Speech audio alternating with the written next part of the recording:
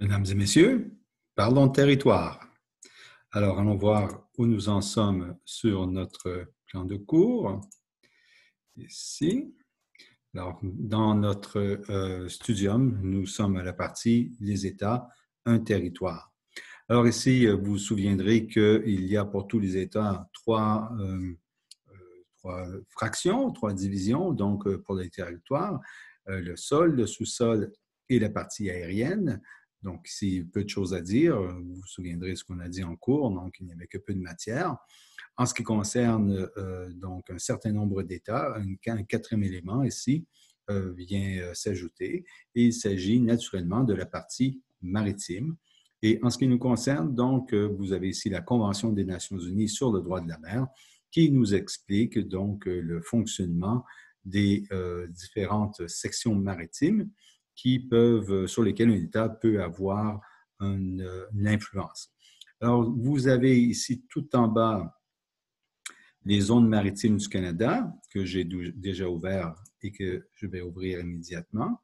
Alors ici, on nous explique les zones maritimes. Vous vous souviendrez que je vous ai dit de faire attention à ce dessin qui n'est pas exact.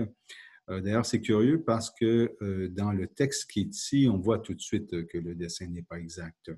Alors, on se souvient que les eaux territoriales peuvent s'étendre jusqu'à un maximum de 12 000 marins à partir de la ligne de base.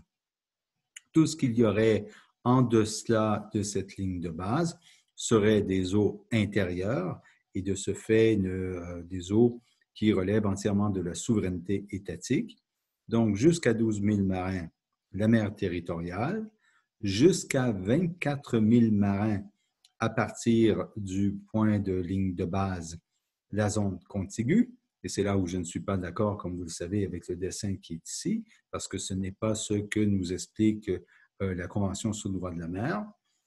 Après la zone contiguë, ou en même temps d'ailleurs que la zone contiguë, mais se prolongeant jusqu'à un maximum de 200 000 marins, nous avons la zone économique exclusive, cette zone qui permet à l'État côtier donc d'exploiter les richesses aussi bien pétrolifères que tout ce qui concerne la vie maritime, poissons et autres crustacés, donc pour les besoins de la population de la côte.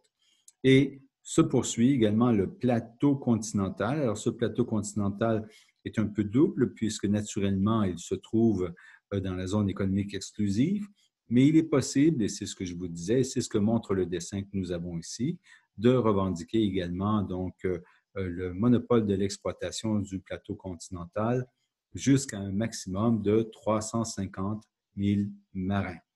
Après cela, c'est très nettement la haute mer. Et ici, en ce qui concerne la haute mer, tous les États ont le droit de l'exploiter comme ils l'entendent. C'est même les richesses qu'on y trouverait dans le fond sont même des richesses qui sont de patrimoine commun de l'humanité. Donc, vous avez ici les territoires et dans la Convention sur le droit de la mer, on nous indique clairement quels sont les droits et obligations de l'État côtier sur chacune de ces fractions. Donc, territoire territorial, partie territoriale du territoire, donc bien expliqué dans la Convention sur le droit de la mer. Dans l'affaire Sahara occidentale, je crois que vous auriez intérêt à le lire, notamment parce qu'on nous parle ici de décolonisation d'une façon très intéressante dans cette affaire, qui n'est qu'un avis consultatif par ailleurs. Ce n'était pas un dossier qui opposait deux parties. Ici, c'est véritablement l'ONU qui voulait avoir une définition du statut pour savoir comment agir à cet égard. Et comme vous le savez, ce n'est toujours pas réglé aujourd'hui encore. Dans l'affaire de l'île de Palmas ou Miangas, cette affaire superbe là où on va nous donner la définition de la souveraineté, où on va nous expliquer comment les revendications des États sur un même territoire peuvent être réglées. C'est là où on nous explique bien que les titres de souveraineté ont une valeur variable et que le rôle finalement de l'arbitre dans cette affaire et dans toute affaire connexe est de déterminer quel est le titre qui a la valeur supérieure, donc qui est toujours valide maintenant, et pour attribuer de la sorte la souveraineté sur un territoire donné. N'oubliez pas que c'est également dans cette affaire où on va nous souligner que le titre de souveraineté, pour en connaître la validité, il faut regarder si l'acquisition s'est faite suivant les règles de l'époque et non pas suivant les règles actuelles. Une affaire fondamentale dans le domaine territorial, donc à connaître absolument. L'affaire du Groenland oriental va nous intéresser parce qu'on sait que l'on doit donc occuper un territoire et que l'on doit ici faire valoir sa souveraineté. Mais le Groenland, c'est grand, le Groenland, c'est froid, et la colonisation ne se fait pas nécessairement aussi facilement sur tout l'étendue du territoire.